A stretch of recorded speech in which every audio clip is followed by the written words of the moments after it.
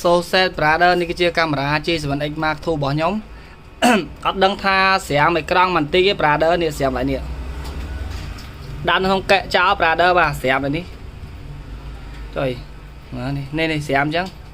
ស្រាមបន្តិចខាងក្រៅ brother តែខាងក្នុងអេក្រង់គឺអត់បញ្ហាទេកាមេរ៉ាក៏អត់បញ្ហាដែរខ្ញុំដាក់នៅក្នុងកែរបស់ខ្ញុំអត់ដឹងសោះពេលប្រូមិញមកមើលស្រាប់ចុយស្រាមបន្តិចបាទឥឡូវលក់លេងបាន3អាសាវិញខ្ញុំលក់ត្រឹមតែ$250តែប៉ុណ្ណោះ$250អ្នកនរគ្នាគឺដាក់ធម្មតាអត់មានបញ្ហាអីអត់ដែរជួសជុលទេហើយខ្ញុំអត់ដឹងថាវាបាយអត់ដឹងថាវាស្រាមអញ្ចឹងផងវាមិនបាយវាស្រាមវាស្រាមអញ្ចឹង brother ស្រាមអញ្ចឹងបើយើងមើលធម្មតាមើលអត់ឃើញទេខ្ញុំអត់ដឹងផងហ្នឹងមិញមានម៉ួយមកមើលគេរកមកទិញស្រាប់តែវាស្រាមអញ្ចឹងហ្នឹងខ្ញុំលក់តែ250ទេ brother បាទគឺដាក់ធម្មតាទាំងអស់គ្រាន់តែស្រាមប៉ុណ្្នឹងទេហើយអេក្រង់មានបញ្ហាទាំងអស់អេក្រង់មានបញ្ហាទេបាទនេះ brother មើលទៅអត់មានបញ្ហាទេ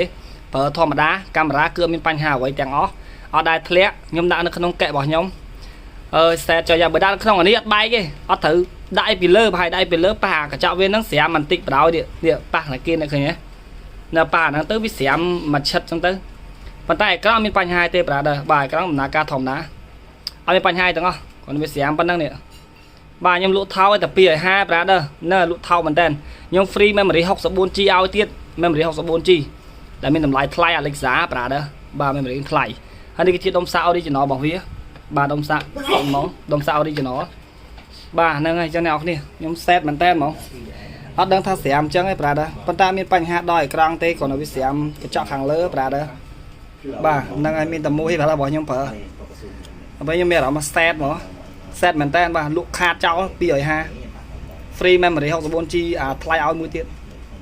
ណែអ្នកនេះបើអ្នកនេះមកមុនបានមុន brother ហ្នឹងហើយបើអត់ទេអត់ទាន់គេយកបាត់ហើយខ្ញុំលក់ថោឲ្យ250តែប៉ុណ្ណោះ